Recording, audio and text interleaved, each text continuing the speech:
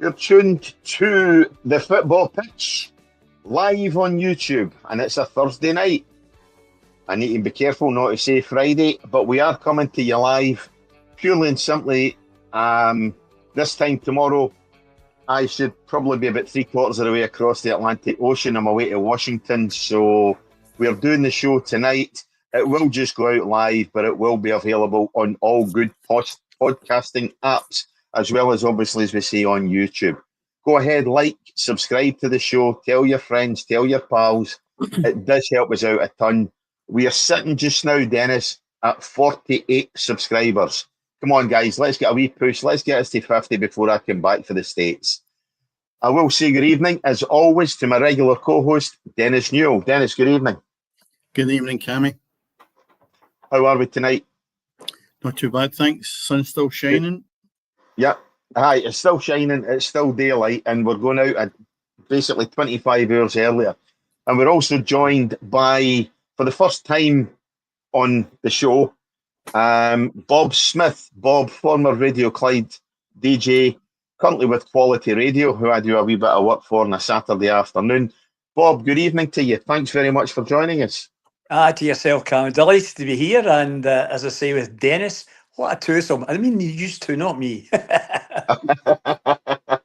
Thank Christ you left it at twosome there. That's all I'm going to say.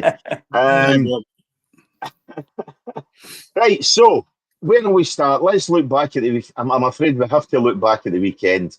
Obviously, the last few shows we've done, we've pretty much had a special guest on and really concentrated on their kind of specialist subject almost. But we are back to a kind of normal show, and it is looking back at the weekend. The best place to start is Ibrox on Sunday afternoon. Let's get that out the road, because it's going to be one hell of a miserable show tonight. Possibly one of the worst Old Firm games of recent memory, you know, and it's such a shame because the Old Firm games of the last couple of seasons have actually been decent affairs, but that was on Sunday. Absolutely dreadful, Dennis. Yeah. Fortunately, Cammy, I didn't see it. I had a weekend away, and I'm delighted that I didn't watch it, because in the run-up to this, I thought this is the two worst teams I've seen being produced by Celtic and Rangers in my lifetime. Now, somebody might say you're exaggerating. Not for a second. There is players in these two teams that wouldn't go back 10 years and clean the boots of some of the players that were in show then. It's that bad. And the supporters seem to accept it to a degree and put up with it.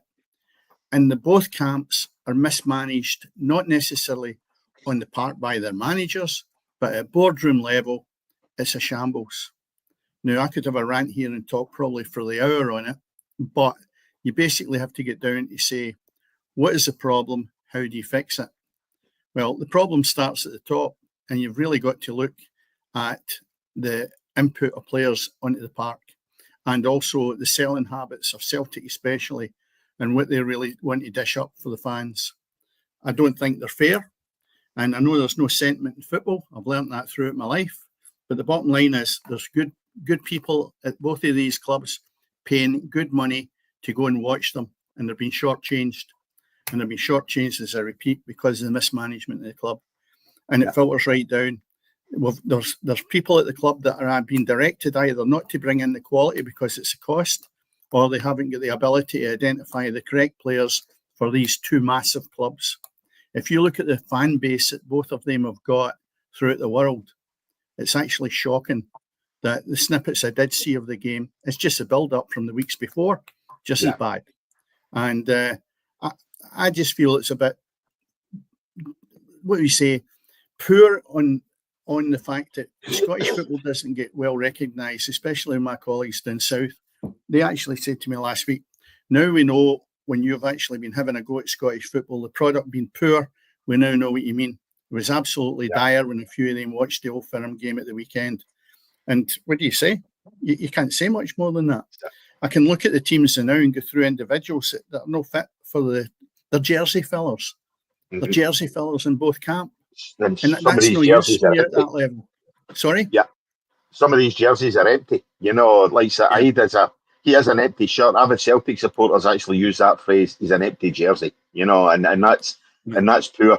Bob, I'm going to say Dennis has been a wee bit unkind there by saying that the product is poor in Scotland. Yes, Rangers and Celtic are poor. They're not living up to expectations. But I think when you look at the form of Hearts this year, the form of Hibs, Hibs I think are very unfortunate to be out of Europe, Bob. But when we look at that Old Firm game, that is our biggest spectacle. It is the biggest stage. It's the biggest chance for selling the game. And we are not going to get many buyers to invest in Scottish football, much needed money, when Rangers and Celtic are putting up a spectacle like that. You're bang on. And the big thing going into that game on Sunday, Cammy, was probably it was its lowest ebb of a game. You know, we went into the game, but remember, even before we got on the park, let's get right into the managers' rooms. And we'll obviously not talk about Brendan Rodgers just now, but getting into the game, obviously, the pressure that Russell Martin was through now, what he was doing, he was extracting the normal chat you would have about who's going to be playing up front, who's going to play midfield, will it be a 3-0 or whatever. All the talk was all around Russell Martin. Now, we also knew that, to be fair to the fans and the press as well, you know, the background to get into that game for him was shocking. Everybody admitted it. I interviewed him the week before when we were playing against St Mirren, and I happened to say to him, and you'll remember the bit that I'm talking about, when I think it commandeered a lot of press talk, was, why are you wearing that T-shirt? You know, you shouldn't be wearing a sort of black T-shirt. Why are you not wearing the shirt and tie? What I mean, you're a Rangers manager. So what I'd done on that interview with him, I thought, should I? Yeah, I'm going to do it. So as we were getting to the end of it, because I talked about the young lad Mason scoring a equalising goal and how delighted he was, and he winked to me, meaning he got me out of jail there because he was struggling a wee bit, and he was able to then talk on the young one. But I said, just before you go away, Russell, I need to ask you, what colour of socks have you got on just now? And he went, what? And he went into stitches, as indeed the rest of the guys done. But what I'm saying is, for that to commandeer criticism to him, when obviously what he was doing, it was taking it away from him. But when you look at the players, I mean, I said there about the word ebb. What you're missing is the strength, the glory that they were able to install from them off the park right into the stands. But to be fair again to the players, a lot of it ain't just down to the directors. It's a case of, you know, the staff behind the scenes, the folk that are agents, the folk that are coaches that are looking, they've got a certain amount of time to say, sign them, should we? Should we not? Should we sign them? Yeah, sign them. And all they're looking at is recordings, either off the phone of one of your scouting staff that goes out to look at games, and they don't admit that, but a lot of it's taken on the old phone. They then come back, they then try to break it down into wee bits to say, oh, you see the way he took that throw in, he could be good for us. Or what then happens is they go back and they know the pressure that's on them from the week before's maybe a poor result. We need to move quick, we need to keep them quiet. So all behind the scenes, there's so much happening. But just getting back again to what Dennis said there, absolute zilch. There was no real, you know, bit to the game where you could say a team's got control. And sometimes that because a team is good, but the two teams, they were just, there was no vibrancy, there was no fear factor in them. And, you know, it took Celtic 70 minutes before they won the first corner. And to win their first shot, it was 2 minutes later, 70 odd minutes before they showed to their fans any sort of fear factor for them. So just poor situation that they're in, the two of them. Yeah. I mean, it's bad, Dennis, that Rangers can take credit from the fact that they didn't lose a goal. You know, that's how poor Rangers have been this season in terms of defensively, you know. But again, Celtic offer nothing up front. So the Rangers take plaudits for keeping a clean sheet, or the Celtic take plaudits for actually not being able to put a goal in the back of the Rangers net when Rangers have been absolutely dire. It's one of these things, you know. And then offensively, or moving forward, Rangers didn't have a shot on target for the whole game, you know, which is unbelievable in an Old Firm match, you know. So, no, I think Bob's right, Dennis, that both sides failed to live up to even the very, very low expectations, I think, that everybody had of the game. But where do you point the finger at? You know, there's people paid good money to go and watch their club. And you say to yourself, we're being shortchanged with this because the product is poor in the park. And you're right, there is better teams at this moment in time surfacing, like the Hibs, the Hearts, the Aberdeens to a point, or even Dundee United, who, if they've got anything about them this year, should see the product in Glasgow and say, by the way, they're 3-pointers, instead of going out and hopefully scraping a draw. And that's what I want to see as the managers and the rest of the Premier League going, hey, they're up for grabs. Don't kid yourself. They're definitely there if the squads remain the same. And you say to yourself, well, what do you do with a window and it's closed? So you say also, right, who are we going to play? I mean, you've got a whole season in this. And that lineup, when you look at it in relation to both teams, is not going to be glamorous at any given time. Russell Martin can think that he'll improve these players. He won't. There's been 2 managers before him couldn't do it. So the bottom line is, the ones that he brought in don't add anything for me. When we started the season, I thought, right, there's a couple of boys there, maybe will look the part. They had a couple of good games and have dipped right down to the same level as the rest of the players. There is nothing that attracts me to both of the teams. Brendan Rodgers is probably the most guilty of the 2 for not getting the right players in. And as I said, and I repeat it for last week, he had £20 million sitting on the bench when they were playing for a £40 million prize. They didn't come on to 70 minutes into the game in both matches. The home game at Parkhead with Ingles, and then you look at Trusty, who didn't come on, and as I say, late in the game. And you look at that and you go, hey, wait a minute, what's wrong? If you're spending £20 million, you're going for 40, and you can't risk starting these players. There's something drastically wrong there. And then you look at your centre forward. It's just, he's away now. The bottom line is he should never have been there at the start of the season as the main target for Celtic. You look at Kyogo, who they think, oh, he's 32 and what is it, £10 million they got from him. Wait a minute. That's a shortfall because you've just lost £40 million. Yeah. So I reckon if Kyogo had been there, Celtic would be through into the next round with £40 million in the bank. Instead of that, they've got 10 million. And I just can't understand the way that these guys at the top of the tree within Celtic or Rangers think if they run their own businesses like that, they'd be bankrupt. They really would. And I could rant all night about the way that it works out, but where is the actual allocation of money and who's deciding where the money goes at both clubs and who's actually picking players? And that's my concern. Who's identifying these players? Is it Brendan Rodgers or Russell Martin who's actually saying, I like him, I want him in here? It doesn't seem to be that. It's like, if I could come in here, well, what they have got as well, Dennis, obviously, is in the term. So listen to this, not even saying the word football, but sporting directors, that's what they're called. You know, it should be football directors, but they don't want to call it football directors in case it clashes with the football directors that are the money men, so to speak. So they are the guys that do it. And what happens is these sporting directors have got other staff, as you know, through the years, all the different coaches that live in different parts of the world. They then are the feeder to the sporting director, so they'll be in the top of them to say, well, listen, there's a game on Friday. They've got a right good player.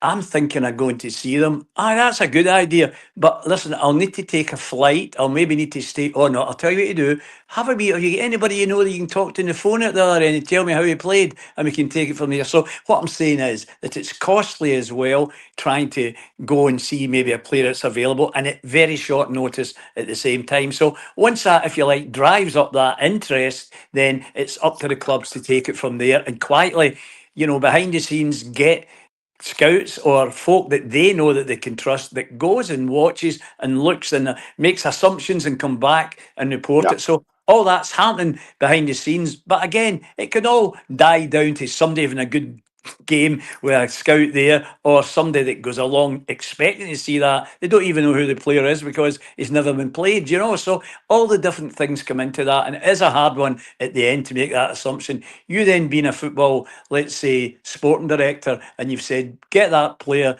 and you've maybe paid, we'll say in football terms in Scotland, maybe £8 or £10 million, and after 5 games, if he's a scorer and he's scored 1 and he's losing his confidence, obviously, then they're out for the chopping block. So there's a lot of safety they bring in to guard their own lives at the same time, not just for the club. Take it from me.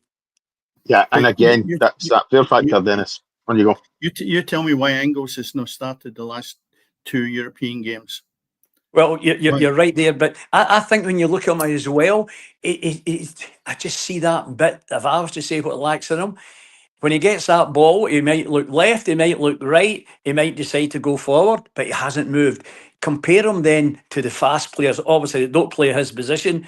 Dennis, we're talking about Maida, for example, the speed of him up front. What you don't see too much is Ingles running with that ball at his feet. Yep, he's maybe a great passer, but he does so much work in midfield and long balls going in. Eventually, clubs are able to handle that. And if the ball is not totally accurate, it's not just a case of a bad pass. What he then loses is his confidence. And then all of a sudden, he doesn't take these risks at square balls, side to side, or, oh no, I'll take the throw in kind of thing. So he's still young. Obviously, it's Celtic he's playing for, and it's a hard one from. He's got no real help as well, maybe beside him as a player. I don't mean behind the scenes, but as a player. But when you say that, Bob, I look and think, if I spend £11 million, I expect him to be the supplier and the one that helps, no looking for other players around about him to help him. I mean, if you look at the game at the weekend, it only lasted 65 minutes, and the boy Yamada come on. So he said 20 minutes. Sorry. What did I say? Come on, 70. 65, right? He said 20 65, minutes. When he come on in the 2 European games, he said 20 minutes and 20 minutes, right? And then he's been taken off in 65. Are you telling me that's value for money, that the Celtic supporters are looking at their most expensive player, and he doesn't last 90 minutes in probably the 3 most important games that Celtic are likely to have this year? Well, I just can't accept that. I watched him last season as well, though, and looked, and I thought about the money side of things. I watched him when he was missing shots, when he was hitting bad passes. I watched him when he then scored a couple of goals. And if you can, I don't expect to recollect it, but rather than going daft and jumping up, what happened was the elbows went down to the side of his body, and he walked away as though, he'd missed a sitter, walked away as though he'd hit a bad pass. There was no expression of, yeah, beauty, I'll show you now. And that part, maybe it's just no in him, and that again is down to how quick maybe sometimes transfers have to be, not just to sign the player, but to make sure clubs don't get in and maybe top the amount to get them at the same time. So there's a lot of things, there's a lot of personalities that don't just affect how you pass a ball, but also what's happening in your head, confidence-wise. And then the other thing is how friendly are maybe his teammates? Are they all playing for themselves, and collectively there's maybe just the Callum McGregor is the captain that's maybe looking after him, but you watch him on the park, you don't see too much friendliness. He stands himself. He doesn't go daft and scoring great goals either. Down goes the elbows to his side and he walks away or jogs away. And that tells you a lot about that expression and, if you like, his personality. And I don't think he's at that if he might never change, Yeah, again, and that's really questionable. Sorry, on you go, Dennis. That's questionable then. And who made the decision to spend that money and bring him to the club? Was it done in the back of a fag packet, or is it the agent who's going rubbing his hands down the road going, by the way, another sealed deal. I've made a fortune out of this. You never see an agent coming to a club going, by the way, don't touch him. He's not fit for purpose, right? The bottom line is they will sell you anything they can if they know that they've got a player a good move and they've got a nice wad in their back pocket. That is my view of agents in a lot of places, because I'll tell you what has landed in Scotland is nearly as bad as what's landing in Dover now. In fact, they'd be better going down there the board of each of the clubs and asking any of them if they can play football when they come off the boat, because it'll be a cheaper fix if we get them off the government's hands. But I'll tell you, it's nearly getting as bad as that. But and I'll say that to you. And thankfully, I've listened to what Dennis was saying there, Cammy. Now, maybe Dennis doesn't know, but I was a licensed football agent with the SFA. So, if you like, that makes it easy for you guys to see how good I was. I would go with that first one. Probably my best player. He went all the way to Rangers and became assistant manager. I don't tease you. I don't mean Rangers as well, actually. But was Lee McCulloch. Lee obviously was at Motherwell as well. But getting back to what your assessment, stop the now, Bob. Go for it. Lee McCulloch played for me at Cumbernauld United and was found out from Motherwell. So therefore, I know Lee very, very well. Oh, there you are, Yeah. and Small a world. nice. That's right, a nice guy. And I'm surprised actually that nobody's nabbed him, unless you know better than me. I don't think there's anybody using him. Haas, I think, was his last involvement, wasn't it, with Yeah. Stephen Naismith and so on. But you never know now with Mr. Naismith in the Scotland setup. So No, let's right. just wait and see what happens. Okay. Aye, we said about that one the better. But no, I mean, I think as Dennis says, and I know obviously you're going to defend football agents, Bob, but as Dennis says, there are a lot of, for every Oh, good one out there, there's maybe 4 or 5 guys who are just interested in only making money. I've oh, seen that's it in the it. Start sport and I finish. follow, in Yeah, terms of start American and finish. football. Yes, you're correct there. There's an agent there who advised his player, don't take that deal for 33 million a season. I can get you much more than that, and it ended up he actually That's their signed for job. 30. Yeah, Cammy, you can understand that if they're good players. Now, Lee Yeah. McCulloch's maybe an exception to the rule because Lee is Scottish. And you've had the fortunate thing that Lee, you knew his talents and everything else. You've probably seen Lee McCulloch a million times. But when you go to, where would you say, Africa or areas like that, are these agents really thorough in who these players are? And what are they landing on our doorstep? We have seen more foreign players come into Scotland that haven't made the grade, and 1 or 2 that do, just move on as quick as you can. It's almost like a stepping stone, like I'm saying. They come off the boat in Dover and they're just looking for a quick fix somewhere. And that's the problem I've got. The agents are using some of these players just to fill jerseys in Scotland instead of actually producing a good product. Lee McCulloch, I would say, Bob, is a totally different thing altogether from an agent point of view. You know exactly what you've got there. Unfortunately, we're not seeing that throughout the teams in the rest of the Premier And League. still on the agent bit then, Dennis, and it is quite appropriate. I had to sit a licensed football agent's exam. It was difficult, 3 years it took, and going to Hampden to go in to one of the back rooms and sit with desks and chairs and pens and pencils and the various folk that counted. Now, the bit about that was you had Gordon Smith, who's the chief executive at the time, so he'd come in and speak to us. What then happened? It all changed worldwide 2 years later because the agents that needed licenses to go away and do deals with clubs, etc., that fell through the ground, if you like. And nowadays, that challenge that we used to have, making sure it was methodical, it was professional, etc., looking over your shoulders, you can walk in there. If you can talk again, if you've maybe got proof of money being earned, these players will run to you. And also, if you're able to say, look, I've got a contact quickly, we can turn this over within a couple of weeks, rather than what ifs that might come along and take a longer time for you to move. So, as I say, that part of life now has changed, and it's making, as you said, quite right, there, Dennis, much easier. And as I say, it's one of the other aspects we're facing in life, but a lot of folk don't know that. We now know it. Well, again, and that's the thing. There you go, people. You've got to look at it and say, there is some that come into this country that are good, right? Without question of doubt. But the percentage is not high enough to increase the quality of our level of the game. That's and right. That's what we're talking about, is the quality of what we're receiving.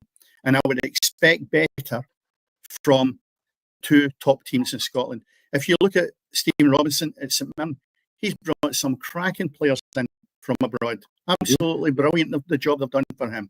But not every club can say that. Now, some of his players have actually produced better on the pitch than what the Old Firm have. And that's the concerning thing, is that you would imagine we would have top people at Rangers and Celtic producing top players to come in. There's no a Henrik Larsson in the corner every day, but there's a Maeda who you can see last year was outstanding. So if you produce one of these golden nuggets in each of the teams, or 2 a year, Kyogo was another one, so there's 2 Celtic had. You could go through a few others. I can't say that about Rangers. So who's actually looking at this and thinking, well, they will change your game.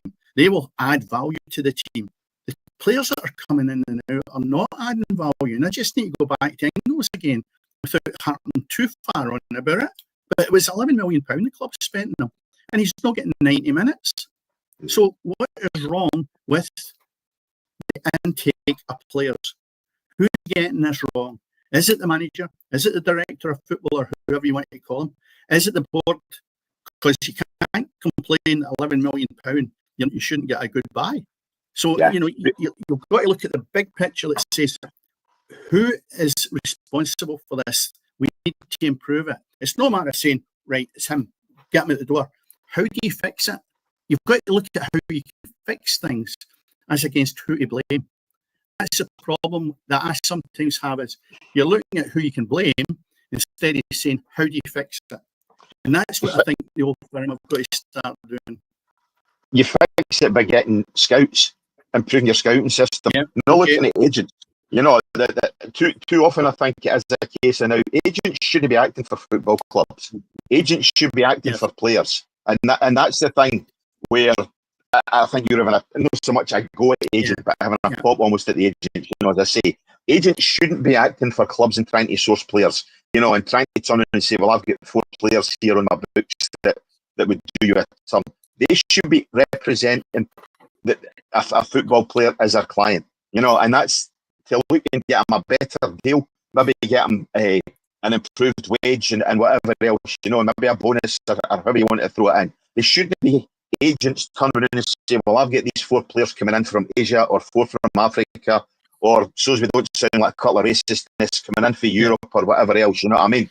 They should be talent scouts in the old way that you would have had, Dennis, when you were obviously in football management. You would have a few scouts trying to get you players.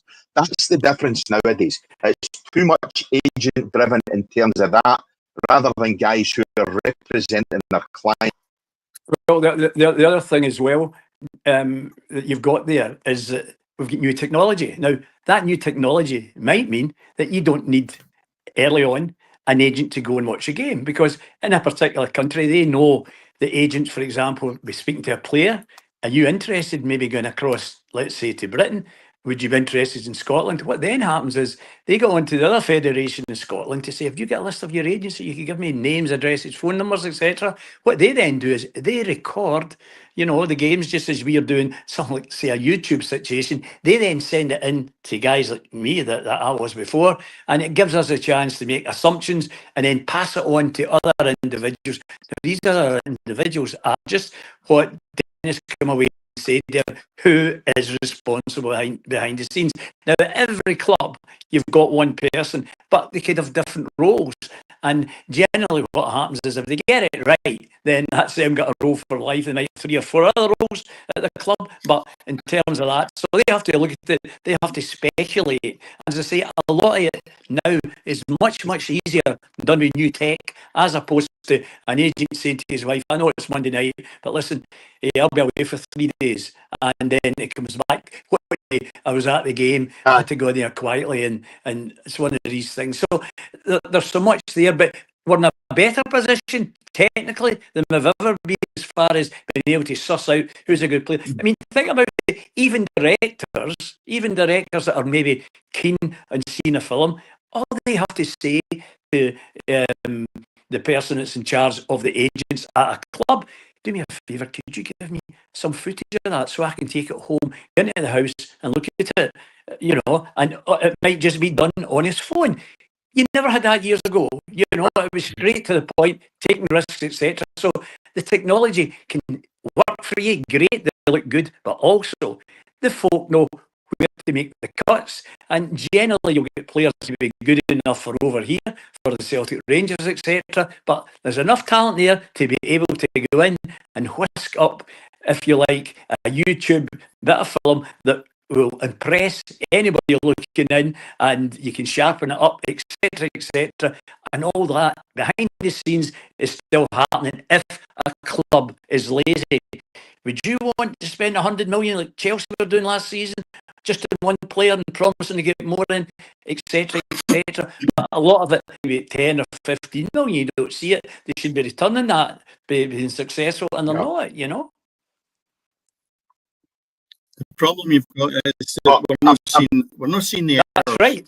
And I think that's a weakness. We're not seeing errors from these players that have been brought in, when in actual fact, every manager will look at the weaknesses of players rather than the strengths, because the strengths will get you through, but the weakness element is what will crucify you.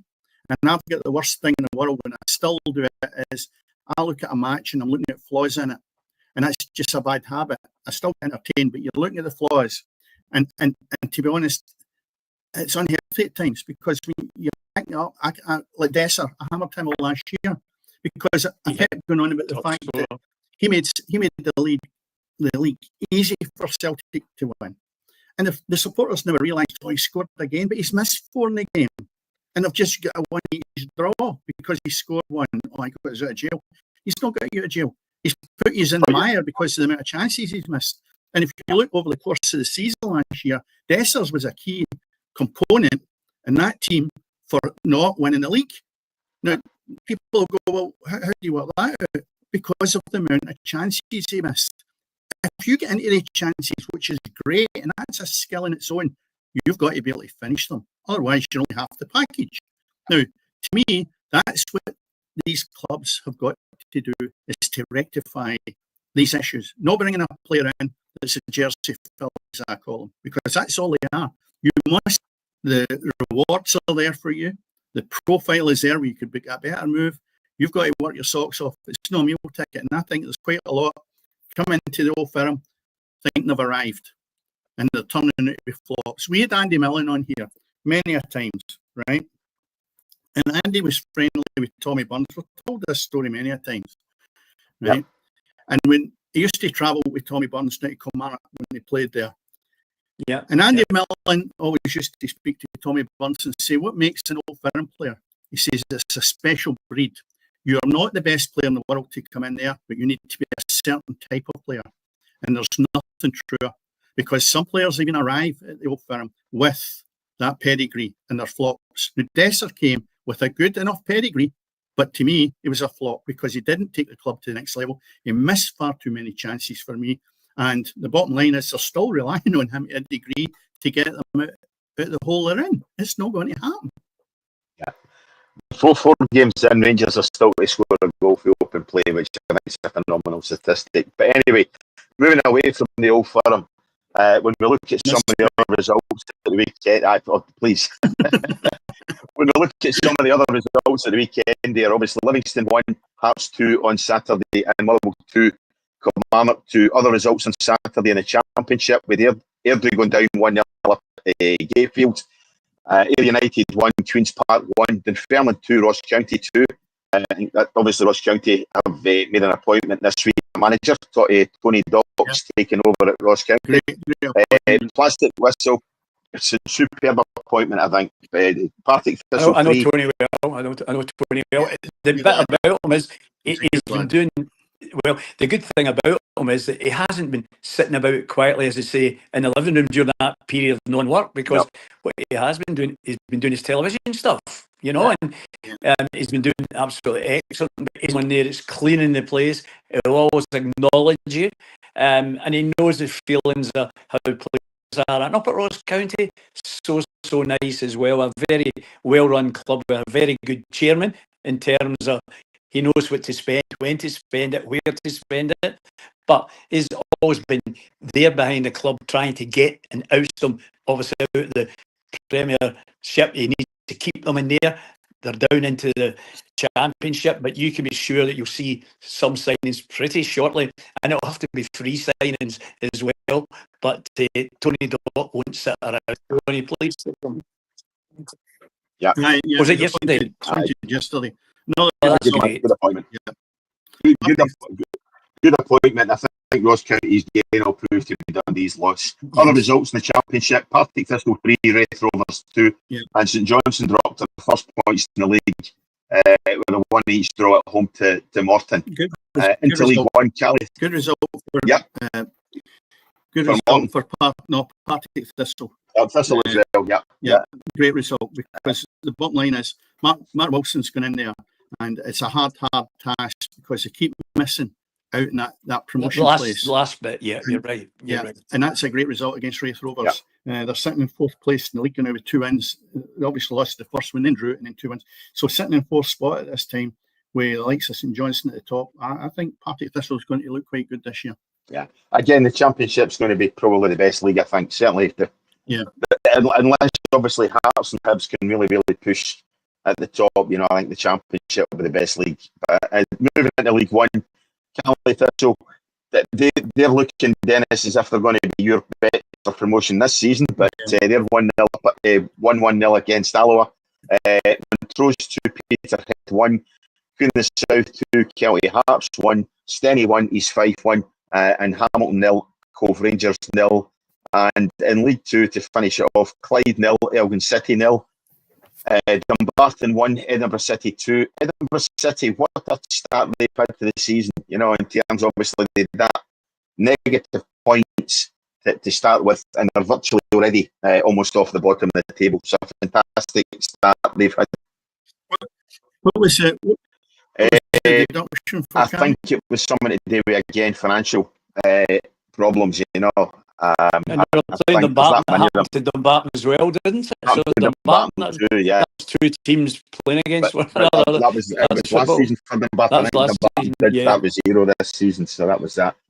East Kilbride 5, Forfar 0. That's my tips for the title. Get gubbed. Spartans 1, Annan 0, and Stirling Albion 1, Stranraer 0. So that was results on Saturday. When we move into the Sunday games, let's see if the computer keeps up as quick as me. Obviously, we had the Old Firm game, which, as we know, finished nothing each, and I'm still trying to find the rest of the results. There we are. Dundee Derby, so Dundee go down 2-0 at home to Dundee United. Aberdeen losing 1-0 at home to Falkirk. Fantastic result for Falkirk, although Aberdeen did a lot of the game with 10 men. And Hibs 1, St Mirren 1 was the last result on Sunday. So that leaves, as you say, Dennis, the table is Celtic and Hearts at the top, each on 10 points. Hibs are in third spot with 5, and then we've got Dundee United with 4, Motherwell with 4, Killie with 4, Rangers with 4, Falkirk with 4. Everybody's got 4 with the exception of the sides I've already mentioned, plus St Mirren, Dundee and Aberdeen. So. But how do you handle the Aberdeen thing? I mean, there's Aberdeen, for example, just as you're saying that there, Cammy, no points. Now, no points, regardless of playing in Europe, no points with the money that's been spent, the money that they've been moving players on, bringing players in, all the promises. How can the fans now look forward to a half the decent season? It's going to be half a half. Do you know what I mean? The way things are looking, and their form does not impress you too much watching them. We had an Aberdeen supporter on a couple of weeks ago. In fact, I think it was the first week of the season he was on, Dennis.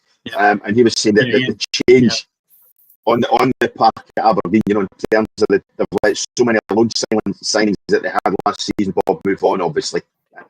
The recruitment has been very, very difficult, I think, for him this season. He was looking forward to this season with somewhat of a bit of apprehension.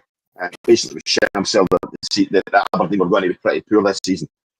And I think that's proven so far. In Europe, they just didn't live up to any kind of expectations at all.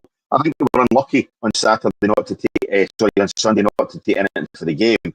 But Falkirk obviously came into the game in the second half when they were playing against 10 men and just did enough to edge it. But I think in their first half performance, they could have made it 3, Dennis.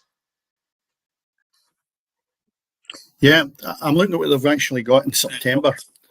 Obviously, the free weekend with Scotland coming up, but they've got Livingston at home, and then they've got a League Cup quarter-final against Motherwell. Not healthy if they're getting that one either. Then you've got the Dundee United away, and then they've got Motherwell again away. Now that's the month of September, and I'll be very surprised if there's no change to their manager if they drop.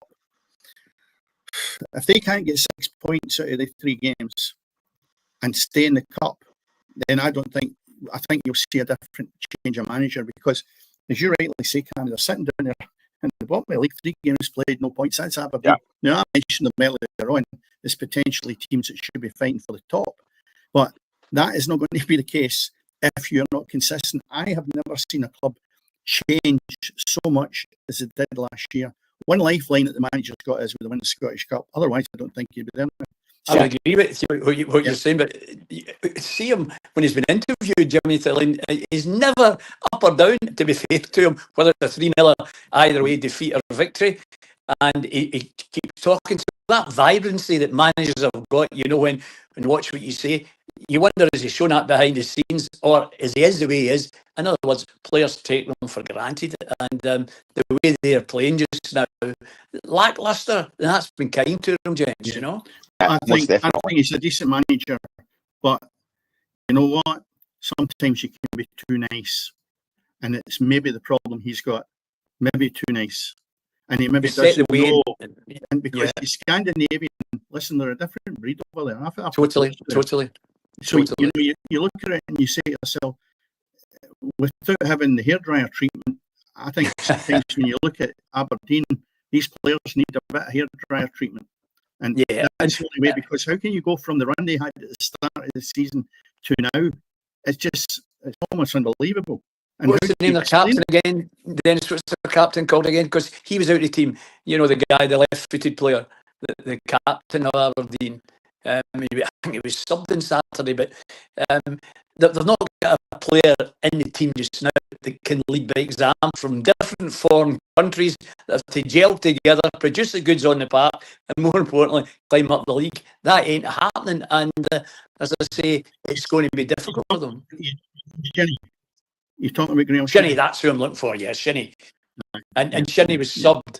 You know, he started the game. He's not starting the game. That's right. That's right. So it was important to be creative, give the confidence to new players that are in the team, or not just that, hammer them if they're doing the wrong thing as well. But with him at the side, all he's thinking about is himself. Quite right. You know? Yeah, and as you say there, Bob. Again, Aberdeen, so many foreign players that have to gel together. How would you like to be a player at Livingston, for example, when you look at that and the different countries, the heights, the weights, the sizes, the styles, etc. And Martindale, manager, has to work right through the week. But to be fair to him, he gets wee results when it counts to keep season. Yeah. That what Tony Bloom is doing there, you know, in terms obviously the scouting technology and making use of the technology in the right way, you know. So that's it. But anyway, enough I think about the bread and butter stuff. We do need to talk about Scotland. Tomorrow night, obviously, as we say, Friday night, they're going to Denmark. 8:15 kickoff. Denmark against Scotland in the World Cup qualifying. Scotland running a very, very difficult group, including Greece, Belarus.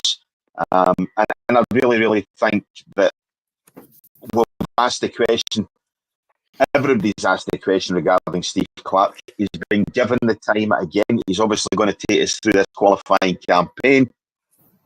First of all, Bob, Dennis, I'll ask you, should he be given the chance to take us through the qualifying campaign? And then again, what's your thoughts on where we're going to end up within the qualifying campaign? Firstly, who would we get if he's not there? That's my concern. You know, Bob had concern. Russell Martin will be available in a couple of weeks' time. You know, we'll need to be serious with this one. But the thing is, when you look at it, I found that the manager has got that. Don't ask me awkward questions because I'm not going to answer you. There seems to be this abruptness when they get the Scottish job. Totally. I think Alec McLeish was a gentleman with it. Totally. I think you mentioned it earlier on. Craig Brown, a gentleman, but even Gordon Strachan was a wee nipping dog. Totally. Said the wrong thing, and you know something. When it's going well, the spoilt children, oh, look at me, I'm great. Things start to go wrong and you can't ask the question. I'm sorry. You've got to take both sides of it, the good and the bad. Now, this moment in time, I think he's nearly the bad part of it. If he has bad results next week against Denmark, as you say, and then against Belarus, he'll not be there. In my eyes, the supporters will be in his back because you have not done the job that's required. Everybody's dying to get through this qualifying round for the World Cup. And if you look as if you're not going to get there because the Euros was a bit of a disaster, then how long does it continue? But I'll repeat again, who do you get in to do the job? But also, you've got to look at the squad of players he's got. And I rattle my gums continually about his selections in central defence with McKenna and Hanley. They are no fit to play for Scotland to get us to the next level. That's my opinion. I'm not saying they're bad footballers, but for international level, they are not good enough. And that's where I think a lot of our flaws are. And also up front, if Lyndon Dykes is not in the mood to play, we've nothing up there either. And I mean, him in the mood. He's a decent player if he can just get his head together with it. A right good player, Lyndon Dykes is. But he can't go out in the park saying, look at me, I'm a great goal scorer. Go out and do the gig. That's what I want to see. No, when his next tattoo's due, get out there and finish off for us, because he can play, and I really like him as a centre forward, but he's got to perform. Central defence, no for me. Midfield, probably compete with anybody in the world, and I mean that. We've got an excellent midfield, the youngsters that have risen to the challenge, but you need a spine in your team, and we don't have the spine. You've not got central defence, you've not got the forward line, and midfield are having to overdo it, and they're having to work harder, and they haven't got the fluency, because you can't rely on the defence of the forward line to be backing it up. There's nothing worse than that. I know this is a fact. If you don't think that ball's going down the channel, you're making deliveries into the box, you ain't going to pass your forwards. If you're a midfielder and take the gamble, you'll never do that, because you don't have the faith on the deliveries. The same with defence. You're not going to break, have a mad run up the park knowing it's going to land at your feet. There's risks that you wouldn't take. And that's the problem we've got with midfield. I think we sit in when we shouldn't be sitting in, and I believe that's only because of the comfort zone that you need to be covering for these defenders. Now, Miller and McLeish were never the best in the world, but what I'd pay for them now to be our two central defenders. Absolutely magnificent. We'd have a great chance. And somebody up front, as I say, Adams is not going to be the gig for us. And I know he's been playing well. That's the funny thing. Every time he puts a Scotland jersey on, he seems to struggle with it. I don't know why. But everybody does. That's the problem. Yeah. Well, can I just come in there? Can I just come in there a wee minute? And I can see it through memory, because about 2 hours ago I was doing a complete 7 minutes. What was I talking about, Dennis? Scotland. Yep. So from the point of view, my mind's still quite sharp, hopefully remembering what I did say. But I think the bit that got me more than anything, happened 2 or 3 days ago. You ready for it? Stephen Naismith, your new assistant manager, the comment was, without a doubt, I reckon that Stevie Clarke can cement his status as one of the best Scotland managers of all time.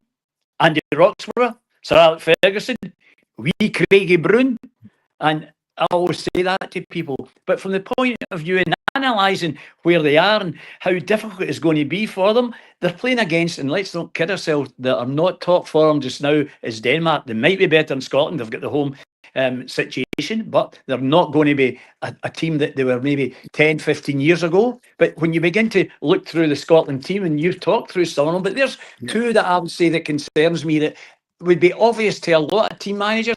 Let's just talk about the fullbacks just now. I'm not talking about the goalkeeper, because I'm not taking on any of them. Let's then talk then about your man at Liverpool, Andy Robertson. How good has he been recently? Let's go to the opposite side and then talk about about Kearney. What Kearney has been going through: illness, injuries, call it what you may, get moved from the left back to the right back position as we know them, and you then get through the team. You talk about your man Hanley at the back. He's strong, he's robust, but has he got the sharpness to get into last minute tackles? He can win things in the air. Has he got the drive? Has he got that momentum that he can push, that we also say with centre backs? I don't see that in him. He's playing so much for himself. But from the point of view, we've got new players that might now get a chance to come in. And from that point of view, that is so important. Ben Doak, they've been talking about him. Now, Dennis, he's another player. And were he to then get up there with Scott Tomley. Now, let's talk about a player, not just any player, a player that's he got his credit, obviously, quite recently there in Italy. So the two of them together, what I'd like to see as well is a sort of change of style, maybe, if he can do it at his stage, where he's struggling. John McGinn, the way he is playing just now, he's not playing well for Aston Villa, they're struggling that wee bit, but he's still got that bit in him where he can run around. So, folks, when you look at that and you look when he's in the team, Shea Adams now, let's just look. I like him a lot to Grant Hanley at the back, like twins, their game, just the way they walk about. And as I say, it's the way that you're getting your manager is not trying to bring in new players. I mean, look at the player at Hibs just now, is getting a lot of great press, Kieran Bowie. You know, he's in the squad. Will he play him? So, Yeah. you know, it's a case, Dennis, you have to bring in one new player. They cannot be any worse than some of the old, we'll use the term, attachments that have already been there, because they're getting into the game and you can tell the rhythm is lacking in through midfield. You can tell the ball's into the box. The danger that we all expect to be delivered, it ain't there. And yet you've got Bonnie Scotland. I adore you. I hope he doesn't play Bowie. I think Bowie needs to play start a two up front. I think he'd end up floundering playing up front in his own for Scotland. I think that's the problem. I think that's maybe the issue with Shea Adams as well, Dennis, in terms obviously doesn't play up front.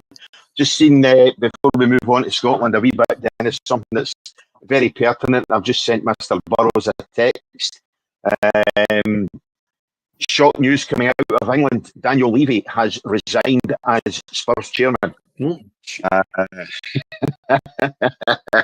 Yeah, indeed. So we'll finish on that. Let's finish Scotland first. Oh, yeah, I know. We'll finish in Scotland.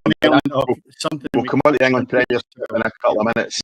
We'll come on to that in a couple of minutes. But no, I think that I think that's the problem. You know, and as much as again we're looking at one up front, maybe one in behind if we're very, very fortunate. You know, but I think that's the problem, and I hope he doesn't play Kieran Bowie up front in his own, because I think they see Clark thrown into the Wolves as well, and I think that would be wrong for his first cap to be away in a very, very difficult place like Denmark. Not that next week against Belarus I think it's going to be any easier, but I don't necessarily think that's the game to be blooding the young player in. You know, I don't think that Steve Clark does that. I think it's maybe an attribute he's got where he doesn't blood them too soon.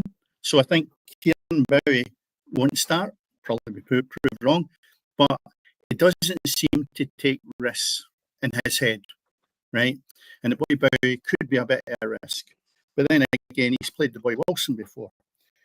I would think that when you look at the back, you've also got to remember now that Kearney is injured and so is Ralston. They're both injured. So right away, you've got two defenders missing out there. But what I do think is he'll probably play the boy Max Johnson at right back. Robertson has not played or started the game with Liverpool yet. So I wouldn't say that's an issue. Probably if anything, we've got a really strong, fresh player, because I felt at times when he was playing last year too many games. So maybe he'll have a hunger and desire to show his manager he's ready to begin a game regular with Liverpool. I'm hoping he doesn't play McKenna and Hanley together. That is my biggest fear, that we will really suffer if he plays two of them through central defence. Where do you have the other option? John Souttar for me is a certainty to play. I think he's a safe pair of hands in relation to what we've got in the defence. Not brilliant, but he's safe enough in relation to the other two I've mentioned. The midfield, you look at that midfield: Christie, Ferguson, Dope, Gilmer, McGinn, McLean, Tominey and Miller. With the exception of Kenny McLean, I'd have any of them in my team, any of them. So we're really strong in the middle of the park. Up front, Adams, Bowie, Dykes, Hurst. To me, I know Dykes has been injured for a while. I'd still throw him in there. As I repeat, can play, does he want to play? And that game, for me, on paper, is achievable. You know, I still think we could get something out of the game. You've got to have belief in them, but it's whether they have done it and they've got the capabilities of doing it. And I don't think we're better, with the exception of 3 players, I don't think we're better equipped than we've been in a long number of years. And I'm hoping they can maybe pull out the stops. But I'll probably sit there tomorrow night and moan and groan at it as I normally do, you know? Yeah. Well, I've been in a fortunate position, as I say, where I'll not be able to watch it. I'll probably just be trying to get through immigration tomorrow at that time, you know, when the game's on. So I'll certainly miss all of the game tomorrow night, and then Wednesday I'll probably miss that game as well. Sorry, Tuesday night, I know for a fact I'll miss that one as well. So I'll be very, very fortunate in as much as I'm not going to have to watch either game and not be able to watch either game. But moving away from Scotland, as I say, we want to... The torture of it could be you've got the best shout of the two, going through security for an hour or sitting watching Scotland. I know, watching Scotland, I know, exactly. Kind of swap places. It could be as good as that.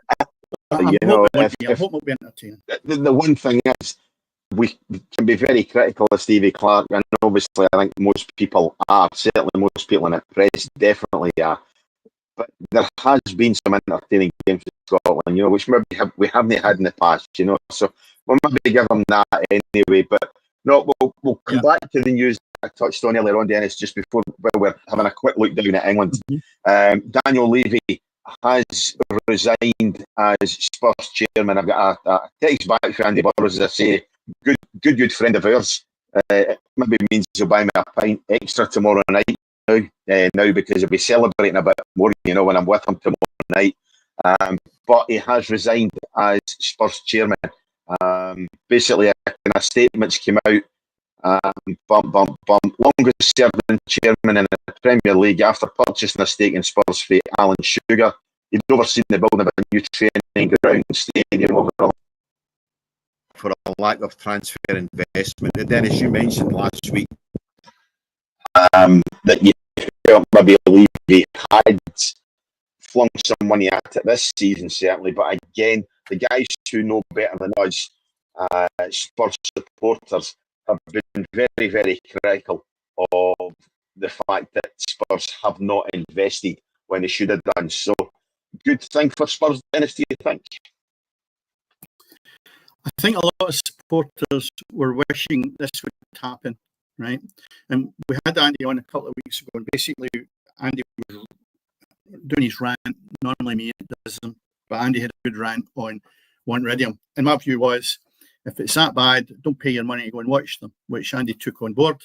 But probably he's maybe been standing next to him in the stand and shouting, "You need to get out before I kill you," because it was nearly getting to the stage that he was so frustrated with them that I actually thought maybe he's got a good valid point there, that Levy's taking it as far as he could. Disgruntled supporters, no problem at all. One of my colleagues, Steve Hitchin, who's been on here, he's a Tottenham supporter. Steve wasn't too vocal about it when I spoke to him about it last week. The reason being, look where Tottenham are sitting now. Yeah. And you can't argue with that. If your team's winning games, then you look and your chairman is almost invisible. It's like a good referee. They don't come into play. And he has put in a good bit of money. I think when I last looked, it was something like £115 million or something like that. It was the third most that was spent in the summer window. So you say to yourself, well, he's put their money where their mouth is. I know his priorities, as Andy kept rightly saying, were not fully in football. But if you can keep your team at the top of the Premier League and you win a cup last year, you're not all wrong. But maybe the guys... That's right. But think about it as well.